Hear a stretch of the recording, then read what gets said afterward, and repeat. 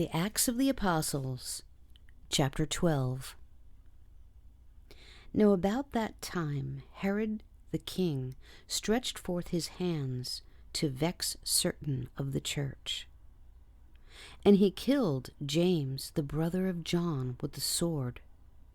And because he saw it please the Jews, he proceeded further to take Peter also. Then were the days of unleavened bread.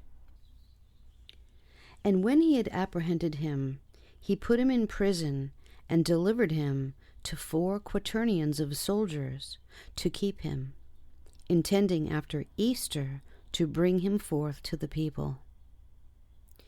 Peter, therefore, was kept in prison, but prayer was made without ceasing of the church unto God for him. And when Herod would have brought him forth, the same night Peter was sleeping between 2 soldiers, bound with 2 chains, and the keepers before the door kept the prison.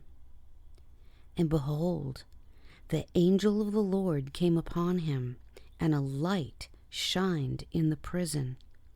And he smote Peter on the side, and raised him up, saying, Arise up quickly. And his chains fell off from his hands. And the angel said unto him, Gird thyself, and bind on thy sandals. And so he did. And he saith unto him, Cast thy garment about thee, and follow me.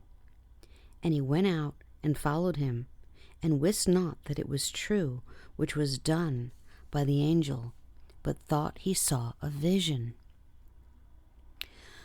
When they were past the first and the second ward, they came unto the iron gate that leadeth into the city, which opened to them of his own accord. And they went out, and passed on through one street, and forthwith the angel departed from him.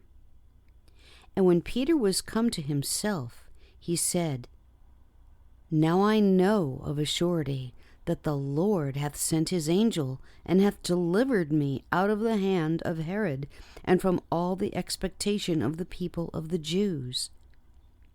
And when he had considered the thing, he came to the house of Mary, the mother of John, whose surname was Mark, where many were gathered together praying. And as Peter knocked at the door of the gate, a damsel came to hearken, named Rhoda. And when she knew Peter's voice, she opened not the gate for gladness, but ran in, and told how Peter stood before the gate. And they said unto her, Thou art mad. But she constantly affirmed that it was even so. Then they say, It is his angel. But Peter continued knocking, and when they had opened the door and saw him, they were astonished. But he, beckoning unto them with the hand to hold their peace, declared unto them how the Lord had brought him out of the prison. And he said, Go show these things unto James and to the brethren.